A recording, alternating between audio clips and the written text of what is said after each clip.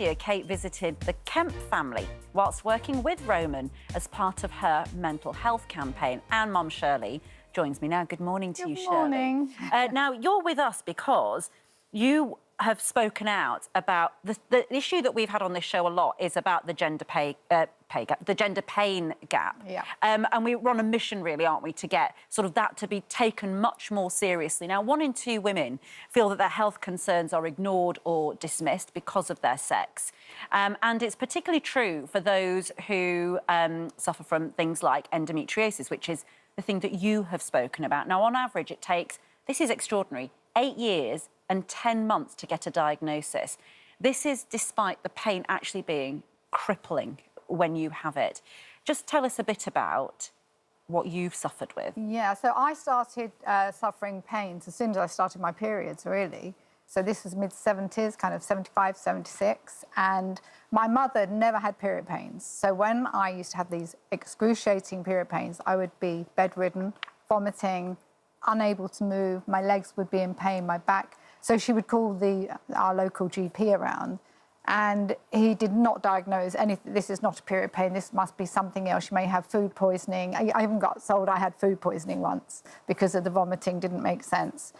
And I was just given paracetamols. And also, when you're suffering really badly with period pains as a young girl and other people aren't suffering, you're looking like it's just a period pain. You need to get over it. Right. Or you'll grow out of it. But I never grew out of it. It got worse and worse. It was like a 48-hour labour pain, continuous labour pain. And it wasn't until I was old enough to go to a private doctor I got diagnosed. And you had the money to do it, let's be honest. Yeah, you know, because that's a sort of privileged position to be able to actually seek out specialist advice. And it shouldn't be specialist. You shouldn't have to pay for it. You shouldn't. And I feel so sorry for anyone who's going through that pain.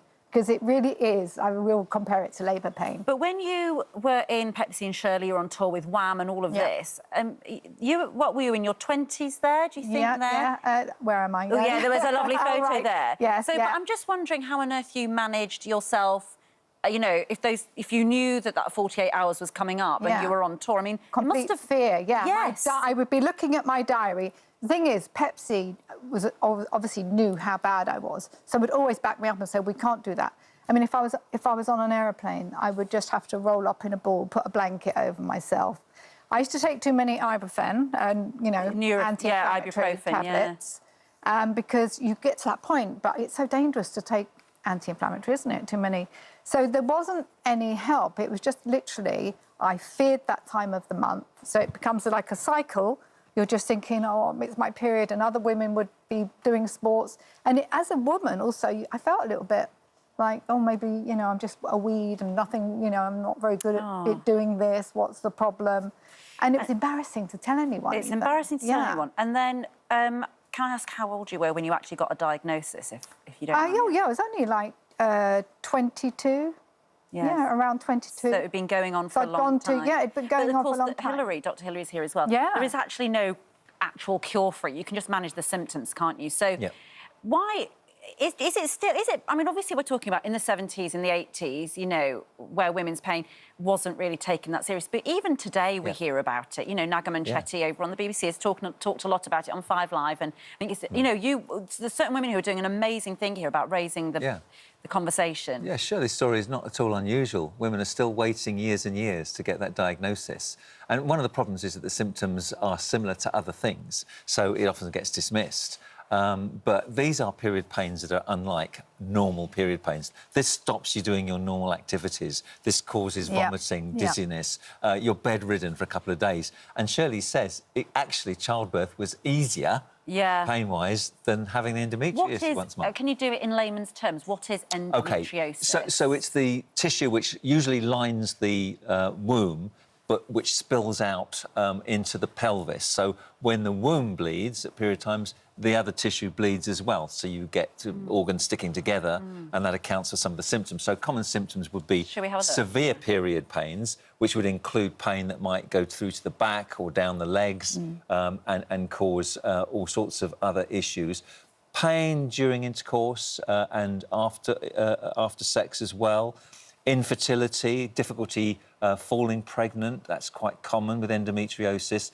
And sometimes there would be bleeding, when you go to the toilet, either peeing or pooing, and that can be painful as well. So this conglomeration of symptoms is very indicative of endometriosis. Yeah. And if you think you've got that, go and see your GP. And don't live in as you say, you silence. found this out at 22.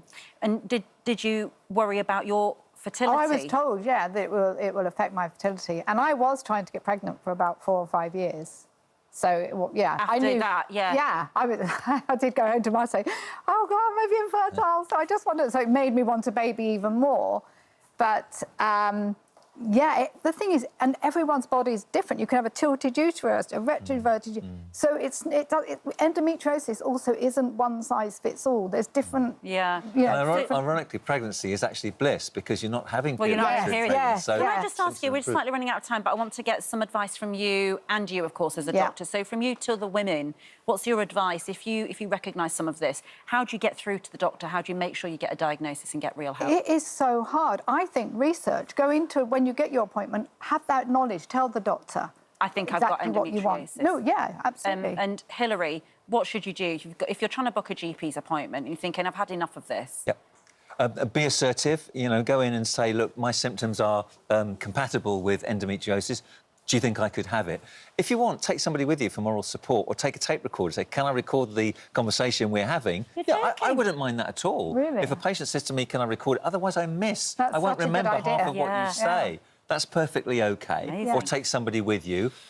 Make sure you've got a diary of all your periods and how much the pain is, how long it lasts, how it affects you. And then there's always the Endometriosis Inform UK them. charity as well that can give you advice and support. Great. Thank you both. It's so important. It is actually life-changing, isn't it, to get a diagnosis and to be able to manage your pain. And you can manage it with hormones it's the pain management or that's laparoscopic the key. surgery. Yeah. Thank you. Thanks, Shirley. Great to see you. Thank Great you. to see you.